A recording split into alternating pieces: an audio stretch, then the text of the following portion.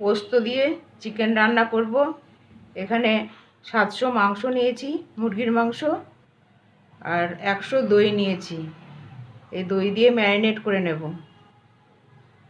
দইটা দিয়ে দিলাম, 1 চামচ নুন দিলাম, দিয়ে এটা ভালো করে মেখে নেব।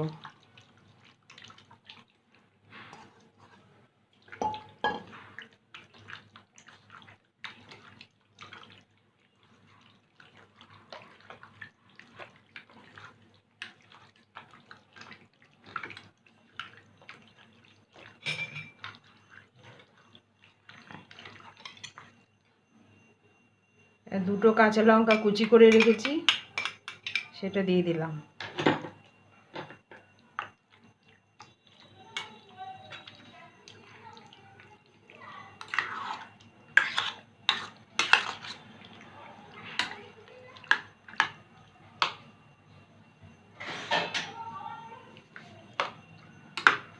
এবার 2 ঘন্টার জন্য ম্যারিনেট হতে দেব। পরে ফিরে এলাম। এখানে 3 চামচ পোস্ত নিয়েছি। পোস্তটাকে শুকনো গুঁড়ো করে নেব। পোস্তটা শুকনো গুঁড়ো করে নিয়েছি। এবার এর মধ্যে কয়েকটা কাজু বাদাম দেব। কাজু বাদামগুলো একটু জলে ভিজিয়ে রেখেছিলাম।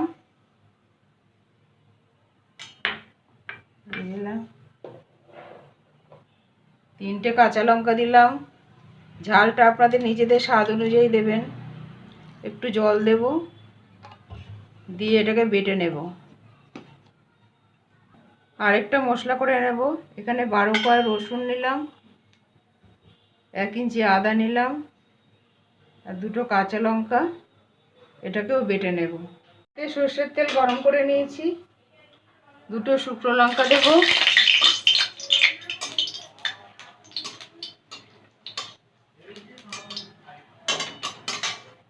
3টে পেঁয়াজ কুচিয়ে নিয়েছি, দিয়ে দেবো এটা।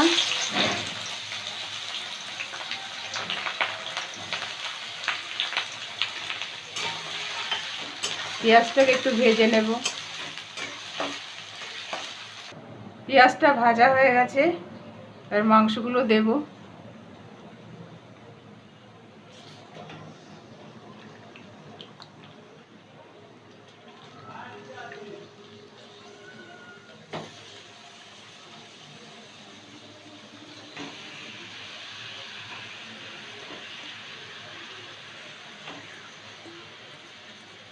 এই দইটা আমি এখন দেব না, পরে দেব। এটা মাংসগুলো একটু ভেজে নেব।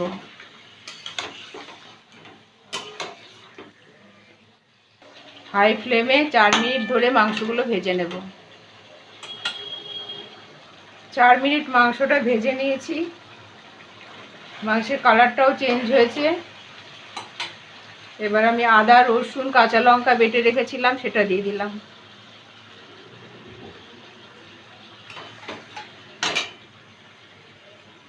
হাফ চামচ লঙ্কার গুঁড়ো দেব, দিয়ে এবার মাংসটাকে কষাবো খুব ভালো করে।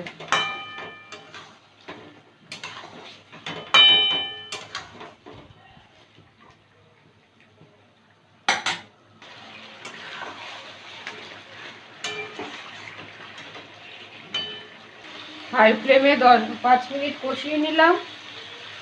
এবার এই ম্যারিনেট করেছিলাম যে পাত্রে একটু দই আছে, সেটা দিয়ে দিলাম।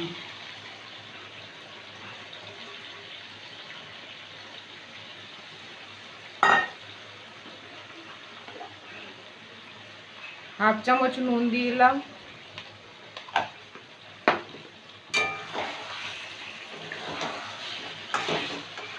আঁচটা লোতে করে দেব।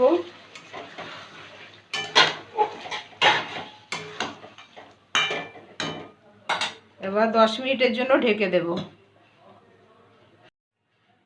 আঁচটা লোতে দিয়ে 10 মিনিট ঢেকে রেখেছিলাম। এবার দেখব মাংসটা সেদ্ধ হয়েছে কিনা। মাংসটা আরেকটু সেদ্ধ হবে।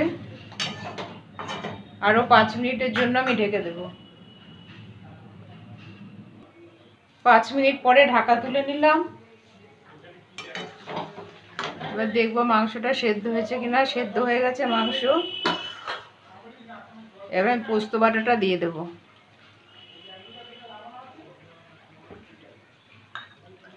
পোস্ত বাটিটা ধুয়ে হাফ কাপ জল দিয়ে দেব।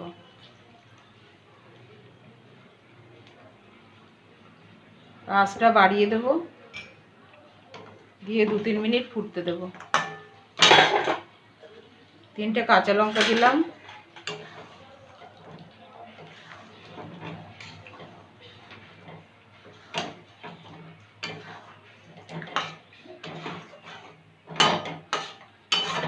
দু 3 মিনিট ফুটিয়ে নেব। 3 মিনিট ফুটিয়ে নিলাম। এবার গ্যাসটা বন্ধ করে দেব। 5 মিনিটের জন্য ঢাকা দিয়ে রাখবো। 5 মিনিট পরে ঢাকা তুলে নিলাম। এবার সার্ভ করব।